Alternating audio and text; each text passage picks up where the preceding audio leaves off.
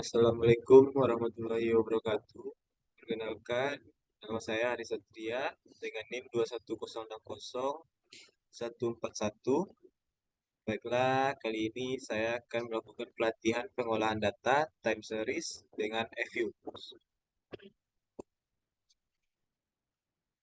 Contoh kasus, seorang peneliti ingin menganalisis pengaruh sektor akomodasi, sektor usaha perjalanan, dan toko souvenir terhadap permintaan industri pariwisata di Provinsi Sumatera Barat. Jadi di sini peneliti hanya meneliti di satu provinsi. Dari beberapa tahun, mulai dari tahun 1985 sampai 2015, data tersedia pada set 1 di Excel. Kerangka konseptual untuk melihat hubungan antar variabel-variabel bebas tersebut dalam mempengaruhi variabel terikat dapat digambarkan dalam bentuk kerangka konseptual analisis pengaruh sektor akomodasi, sektor usaha perjalanan dan toko souvenir terhadap permintaan industri pariwisata di Sumatera Barat.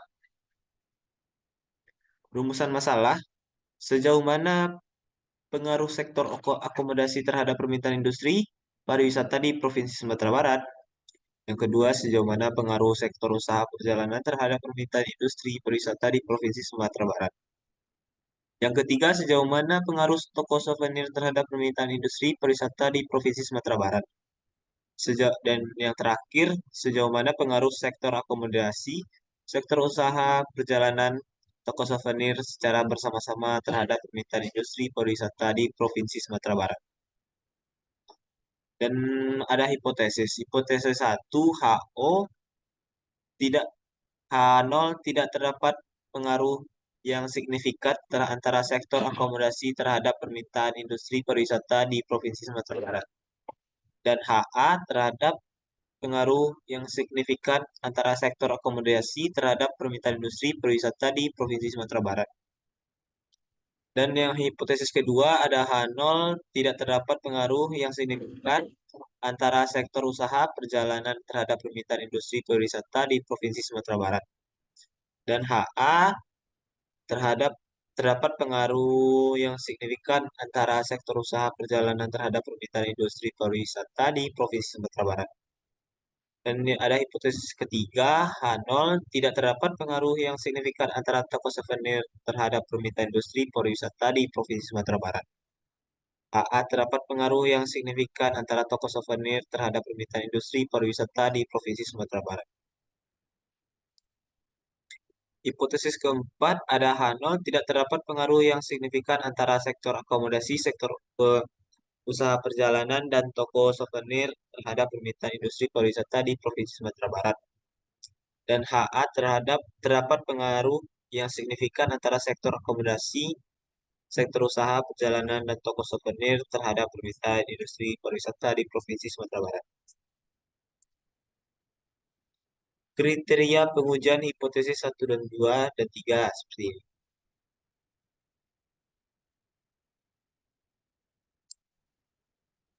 Estimasi persamaan regresi OLS, hasil regresi di samping belum bisa diinterpretasikan dan dikenai karena belum dilakukan uji kompetensi.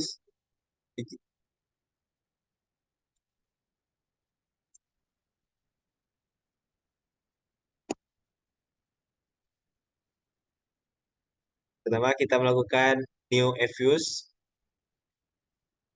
Word file-nya ada date, regulasi frekuensi, dan date specification-nya annual. Start date-nya ada di tahun 1900, 1800, 1985, dan end date-nya 2015. Lalu kita klik OK. Dan di sini kita akan memasukkan data dan kita klik dan lakukan empty group. Nah, di sini kita sudah menyiapkan datanya.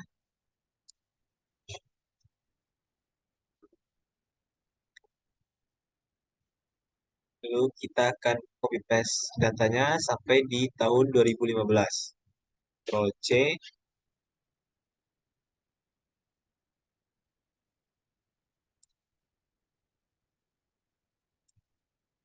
balik DNF use dan kita paste. Nah, datanya sudah kita copy paste. Lalu kita melakukan OLS dengan mengklik quick estimasi question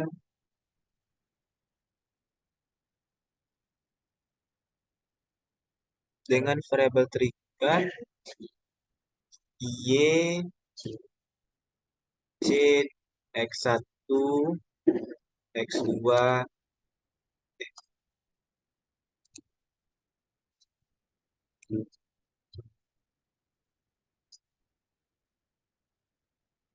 dan X3.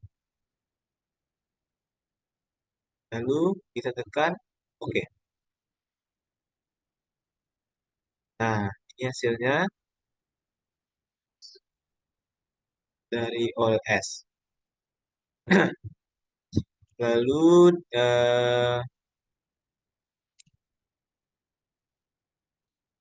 hasil regresi di samping belum bisa diinterpretasikan dan dimaknai karena belum dilakukan uji asumsi klasik. Model regresi baru bisa diinterpretasikan dan dimaknai jika sudah lulus uji asumsi klasik.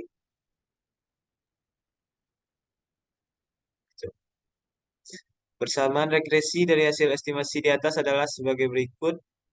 Y sama dengan 46,39256 ditambah 0,037383 dikurang 0,100,830 tambah 0,110866. Nilai square yaitu untuk melihat persentase pengaruh variabel bebas terhadap variabel terikat. Nilai sebesar sebesar R square 0,025257.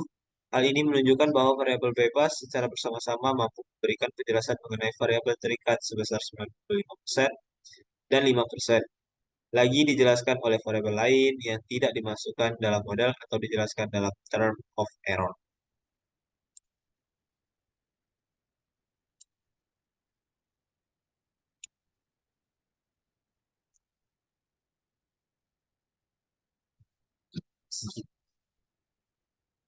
Sebelumnya kita simpan dulu dengan melakukan freeze dan name dengan judul tabel 1. Judul OLS.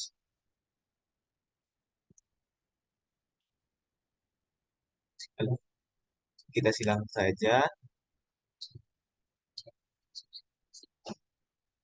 Cari uji asumsi klasik dengan melakukan yang pertama uji probabilitas. Lalu kita klik quick dan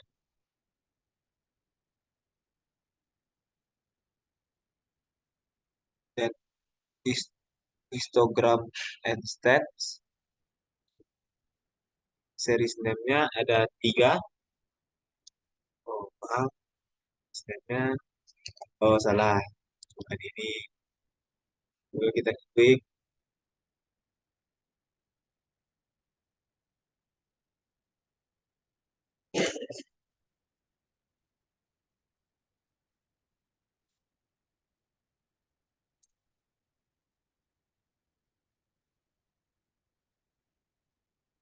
Lalu kita klik histogram.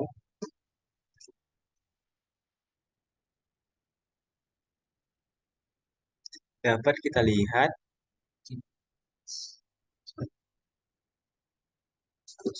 uji normalitas seperti yang ada di layar.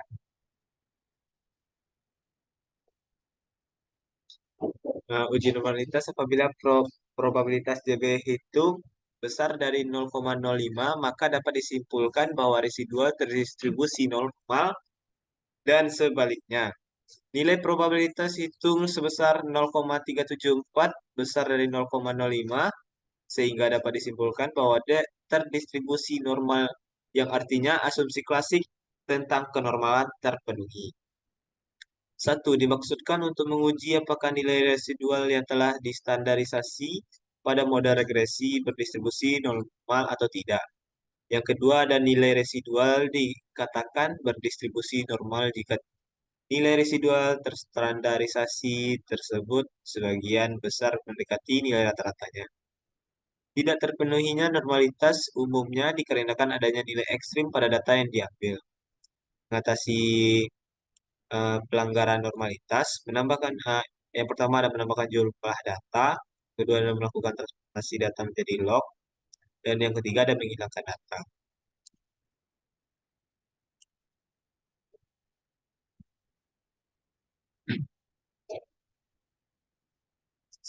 Sebenarnya kita menyimpan melakukan record freeze dan memberi nama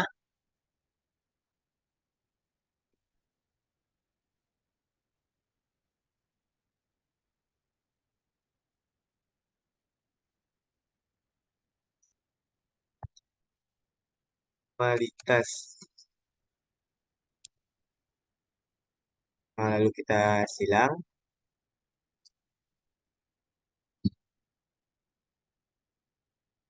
lalu kita mencari uji kolonialitas, multikolonialitas dengan melakukan kita tekan view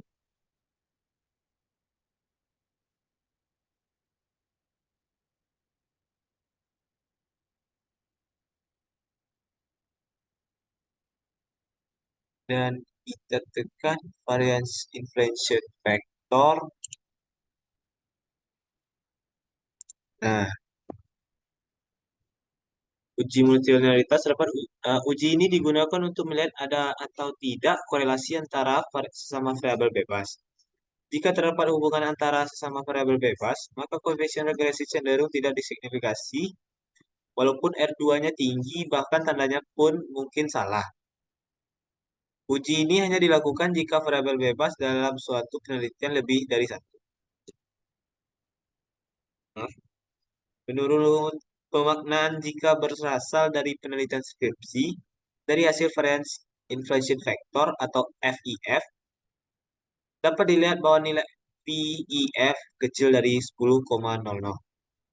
Dan menurut Bapak Alpon, jika nilai centered VIF kecil dari 5, maka disimpulkan tidak terdapat multikolinearitas. Dapat disimpulkan bahwa tidak adanya indikasi hubungan multikolinearitas antara masing-masing variabel bebas yang dapat dilihat dari matriks bahwa koefisien korelasi semua variabel bebas kecil dari 5.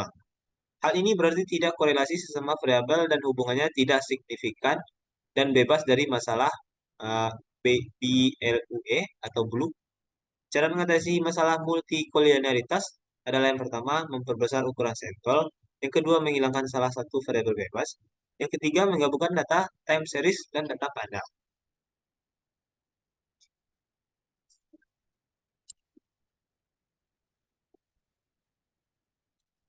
Selanjutnya, sebelumnya kita nyimpan dulu dengan melakukan freeze dan yang kita beri nama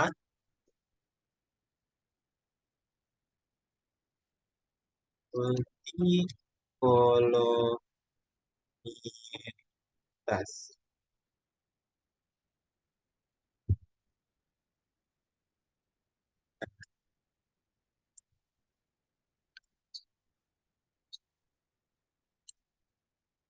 Lalu kita mencari dengan heteroskedasitas dan melakukan kita klik view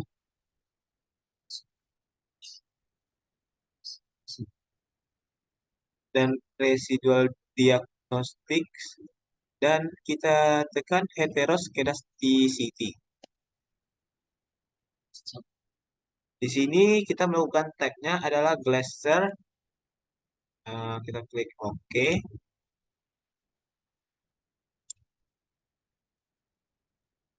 Nah, heteroskedastisitas terjadi pada saat residual dan nilai prediksi memiliki korelasi atau pola hubungan.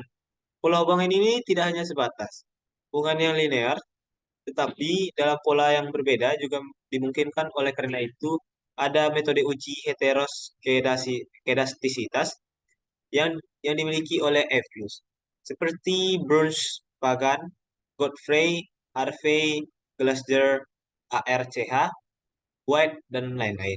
Mengatasi masalah heteroskedastisitas, yang pertama melakukan transformasi modal model menjadi regresi logaritma atau logaritma natural tambahan. Yang kedua ada tambah data. Dan yang ketiga, gabungkan data time series dan cross section. Dari hasil uji tes Glasser, probabilitas F besar dari 0,05, yang artinya tidak ada heteroskedastisitas atau varian data yang sama.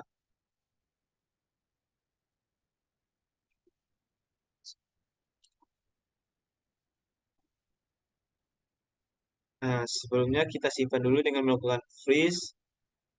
Kita beri nama heteroskedastisitas.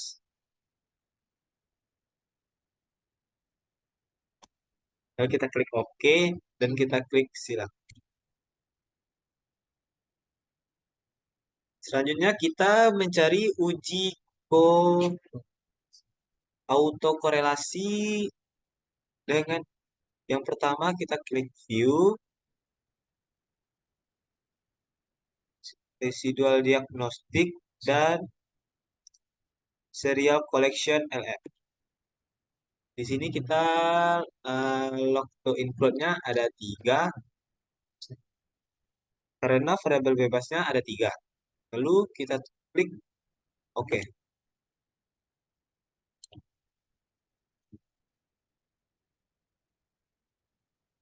Uji ini bertujuan untuk mengatasi ada atau tidak korelasi antara anggota serangkaian data observasi yang digunakan menurut waktu atau time series. Jadi, uji ini hanya digunakan untuk data berbentuk time series. Nilai probabilitas F kecil dari 0,05, maka dapat disimpulkan terjadi autokorelasi. Mengatasi masalah autokorelasi, pertama melakukan transformasi model menjadi logaritma atau logaritma natural. Yang kedua ada tambah data. Dari keempat uji asumsi klasik ternyata model yang estimasi tidak memenuhi persyaratan terbebas dari normalitas. Oleh karena itu diperlukan penyembuhan terhadap model regresi linear yang akan digunakan. Guna memenuhi asumsi adanya normalitas, salah satu cara yang dapat digunakan adalah melakukan transformasi model dari model linear menjadi log linear. Nah, baiklah. Hanya itu yang bisa saya jelaskan.